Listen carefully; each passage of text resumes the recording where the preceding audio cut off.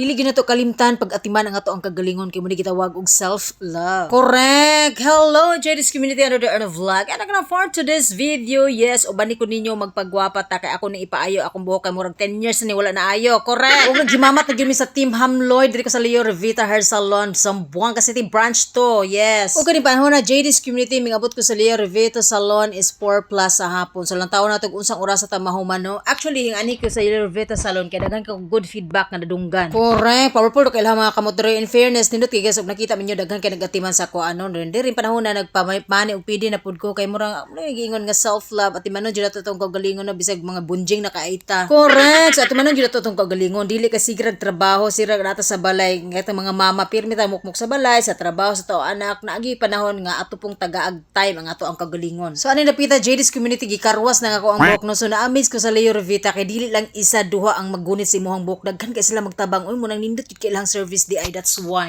Then ako na notice sila JD's community kay respectful kaayo mga butan kay ani nga bata. Then ako din nahibalaan nga dili dai sila taga Zamboanga na gikan sa Pagadian, Tagum o Bukidnon. Correct. So layo kay sila naabtan no so welcome sa Zamboanga City. Time check JD's community na nata sa mga alas 8 kapin og kining dapitan nagkuan na sila nag-Brazilian na sila ka nagpariban ko then daghan kay sila treatment kipang buhat kay nagpakulor putas toong buhok. Gaan nila ang mga kamotoy powerful kay. So ano nga dapita JD's community naghulat na ta kay hapit na climax of the story na ni so nagcutting na akong hairdresser daari no then pating maayuha po ning bata. Nagpakat ako na JD's community sa ako siyang gitagag instruction nga gusto ko volume sa likod tuod man iya yung gi-follow wala ga buot-buot so nabe uban nga magbuot-buot bigi putol so that's it no gwapa kay ito ang buhok.